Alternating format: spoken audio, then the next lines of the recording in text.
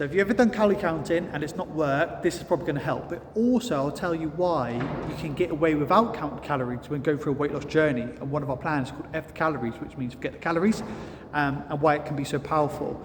Now, you might understand this, you might not understand this, but I'm going to explain just in case you don't, so you can have better understanding. Right.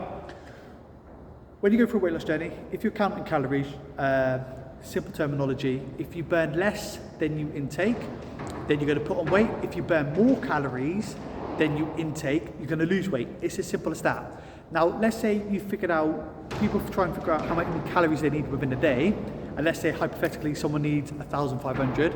So if they're below 1,500, technically they should lose weight. However, you need to multiply it by 7 and it'll give you a better understanding where you might be going wrong. So let's say we figured out someone's calories intake and we know that within 7 days they've got to have less than 10,000 calories, and if they have less than 10,000 calories they will 100% lose weight. If they go over the 10,000 calories within that 7-day period, then they're most likely going to put on. This is the typical pattern that happens when people go through a calorie counting phase and it's not working.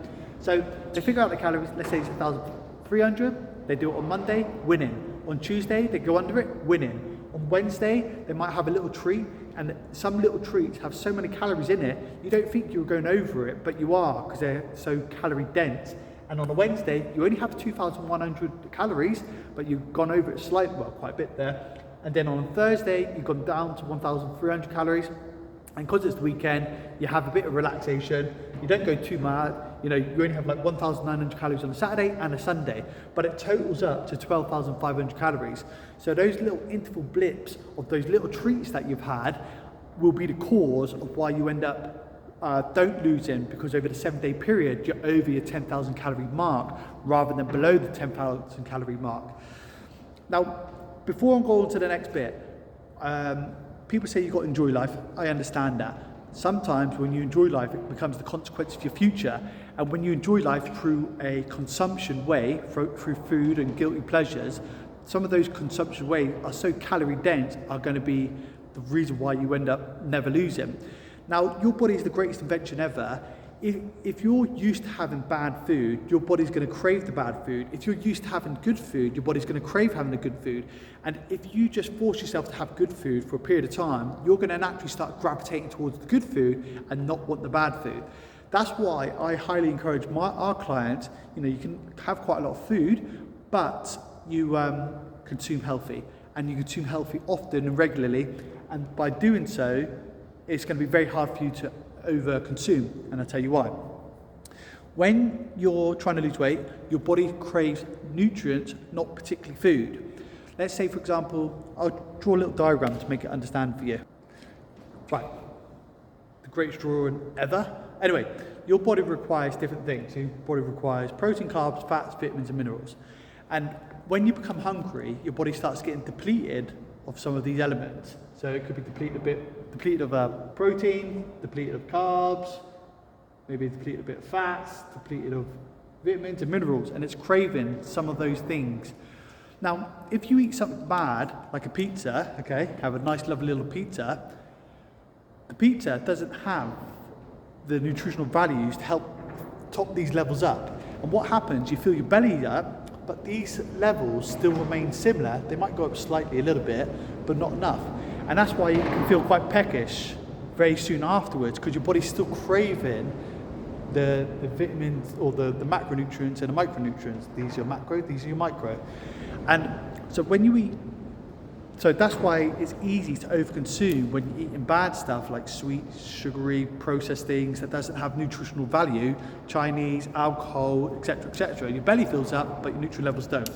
If you used to flip it and you was hungry and you eat something nutritious like shepherd's pie or just a simple standard chicken and veg meal, the chicken is going to fill your protein levels up, the veg is going to fill your vitamins and minerals, and most likely your carbs, and then some vegetables or whatever, or if you have any fats with it, just thinking off the top of my head, fats from the chicken or avocado or anything like so, it's going to fill the fats levels up. And what happens, you feel fuller for longer. So you have a nutritious meal, The calories could be the same, so you can have the same amount of calories as the unhealthy meal as the healthy meal, but you're going to feel fuller for longer. And it's harder to overconsume because your body's not going to be craving anything because your nutritional values are filled up. So but if you look at a lot of different unhealthy intakes to intake, I've got an actual list here, give me a second. Your calories shoot through the sky. So for example, a Big Mac meal, a normal Big Mac meal, medium, is 1,080 calories. 1,080 calories just for a Big Mac meal. And you can have that as a snack, mostly. A Chinese takeaway, an average Chinese takeaway is around 1,200 calories, and that's just an average one.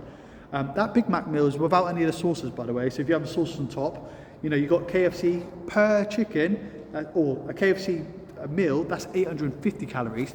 So a pizza is between 2,000 and 300 calories. An average kebab is 2,000 calories.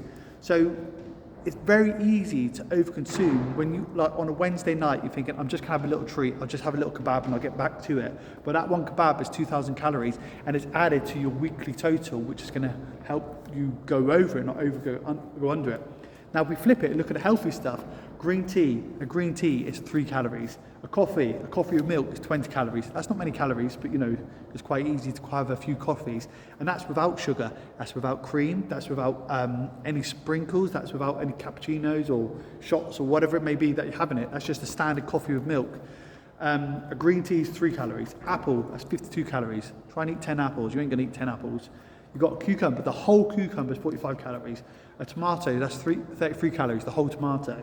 Sweet corn, 100 grams, 86. Potato, 164. You could have that as a whole meal, and it won't even be a quarter of like a Big Mac meal or something. But one of these will make you feel fuller far longer than it will those. So that's why I have something called F the Calories, and all we focus on is trying to fill these nutritional levels up. Not only that, we help try and transition people from an unhealthy way of eating to healthy way of eating by focus on purely eating healthy stuff, so your body starts transitioning.